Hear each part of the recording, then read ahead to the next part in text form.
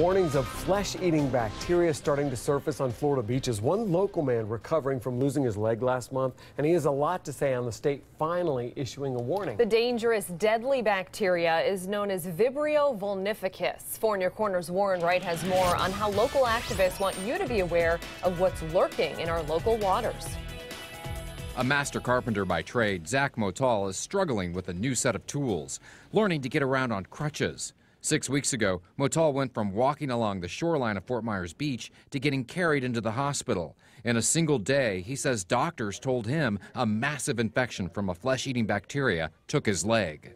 What condition was your foot in when you went into the water?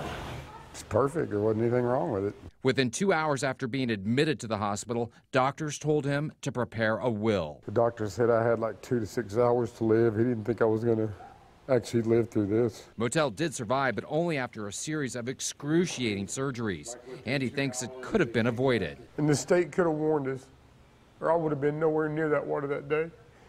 Clean water activist John Heim agrees and feels the state health department is dropping the ball. They have to put up signs for warnings for people. There are absolutely no informational sources for your average Joe, whether they live here or they come on vacation, about the quality of the water. I asked the Lee County Health Department if they were ready to post signs. They issued this statement. Posting is not known to be under consideration because Vibrio vulnificus is always present in salt or brackish water over 58 degrees. It is a naturally occurring bacterium. For Zach Motal, that's not a good enough answer. They have created one of the loudest water activists on the planet now. I'm mad.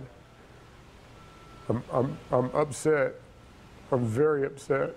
Warren Wright, Fox 4, in your corner. Giving you some perspective now, Vibrio vulnificus is a rare yet serious disease. It's found in salt and brackish water and in shellfish during the summer especially. Here are a few things you can do to prevent any kind of infection. Avoid raw shellfish. Make sure your seafood is thoroughly cooked.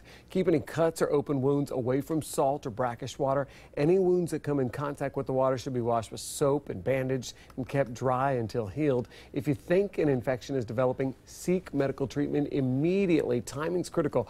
The health department, though, says the overall odds of getting an infection are so rare. Listen to the numbers, 0.00008%.